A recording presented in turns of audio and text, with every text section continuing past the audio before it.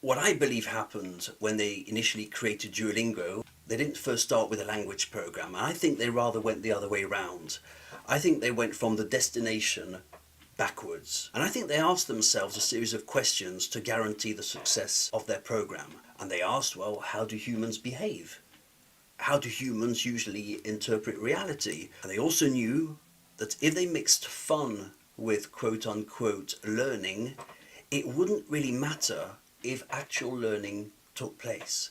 And this is because they knew that the minds of their customers would do the rest. They would be quite happy to apply the symbol of learning to the name Duolingo. I think the complexity of human thinking plays tricks on us in how we name things and how we interpret them. We can take an easy example of going to the gym.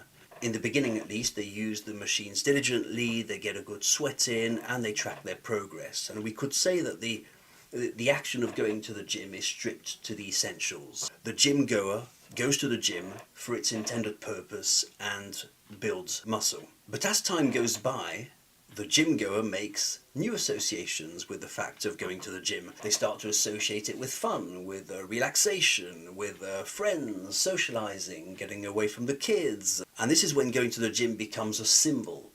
You're performing the symbol of going to the gym. You're not you are physically at the gym, you're using the weights and things, but it's just you're performing it's a symbol, right? It's lost its initial definition, it's been replaced by, the word is still the same, but the definition that's attached to going to the gym has changed. And my point is that human beings are capable of doing this very easily, and we do it very often. So instead of racking their minds to find the best way to teach languages, I think that Duolingo had the far superior intellect and common sense to say, hang on, this makes no sense. The consumer doesn't really want to get good at languages. They want to be comfortable, they want to have fun, and are very happy to engage in the symbol of learning. And this is the reason I believe they proceeded backwards. They went from the customer backwards. They didn't first create a language program and hope that it would please customers. I really do think they did it the other way around. And I think they asked themselves, well, a series of questions before they even created Duolingo, because they are very, very, very clever people. I'll say it again and again.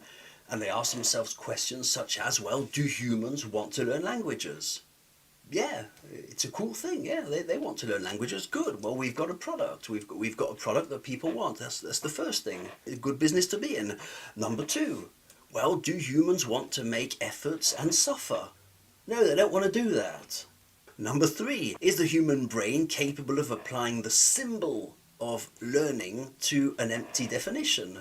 Yeah, humans do it all the time. As we just saw with going to the gym, going to school, going to work, being married, anything. Yeah, it can remain a symbol and you apply a different definition to it. Number four, they might have asked themselves, well, does it actually matter if learning takes place on the language learning platform? No, humans aren't like that. They won't mind if no language learning ever happens. I do believe that they considered many similar psychological factors as pertains the human mind. I believe they thought along these lines before they even built the platform, and they went from the consumer backwards. And I say it's absolutely so brilliant on so many levels that we could pick this apart for hours, because this is just a brief summary of what I believe it happened or is happening with Duolingo. There's really nothing wrong with enjoying Duolingo. I did it myself, and they have not done anything that any other big advertising company hasn't already done. That's how advertising works. They propose new mental associations, just as Nescafe means sexy, Coca-Cola means young, Disney means dreaming. Well, Duolingo means learning. You can associate any idea with whatever you want.